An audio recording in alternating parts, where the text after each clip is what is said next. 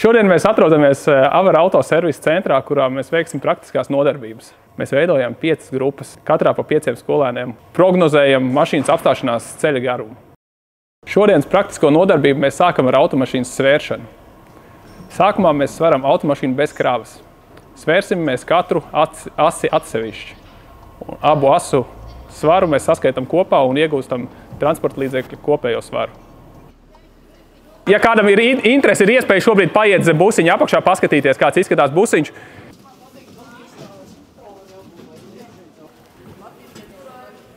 Pēc tam mēs iekraujam transporta līdzeklī 1 kubikmetru eļļas un veicam mērījumus atkārtoti.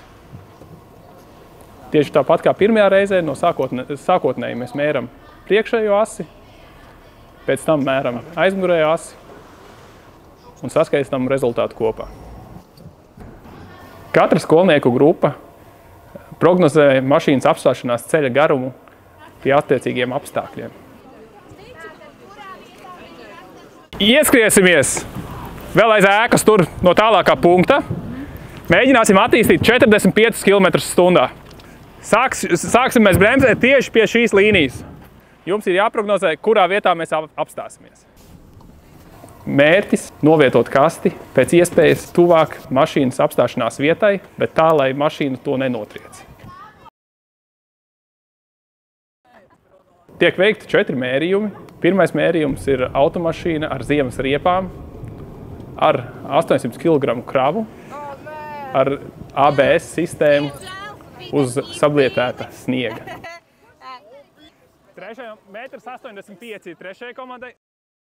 Pēc katra mērījuma mēs mēram mašīnas atrašanās vietu attiecībā pret bremzēšanas vietas sākumu un salīdzinām to ar katras kastes atrašanās vietu. Tagad skatāmies reālo apstāšanās attālumu. Visvairāk punktus saņem komanda, kuras kaste atrodas vistuvāk automašīnai, bet vēl nav notriekta. Otrais mērījums mums ir uz šādiem pašiem ceļa apstākļiem, sablietēts sniegs ar ABS, bet bez kravas. Mums aizies, es tā gribu pārliecināties, ka viņi tiešām...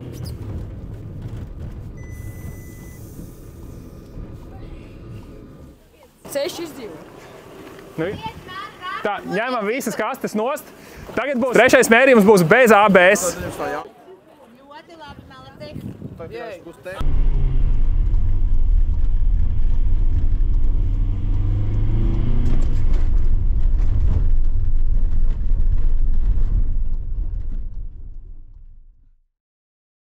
Rakstīšu vienkārši kaut kur čatā. Ceturtais mērījums automašīnai ar vasaras riepām.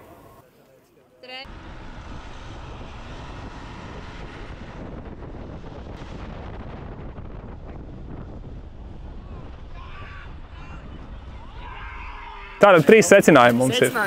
Vislabāk strādāja mašīna ar ABS, ar kravu un ar ziemas riepām. Dažādos apstākļos tas var būt savādāk. Iepriekšējā gadā mēs veicām mērījumu, kur mēs bremzējām tādā, varētu teikt, slapdraņķī ar putru, kur pat labāk strādāja mašīna bez ABS, jo viņa nostūma to sniega kārtu nost un tika līdz asfaltam. Šodien uzvarēja 6. komanda. Tā kā droši nāciet.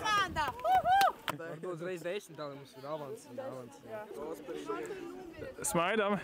Skola dodas dzīvē, dzīve ienāk skolā.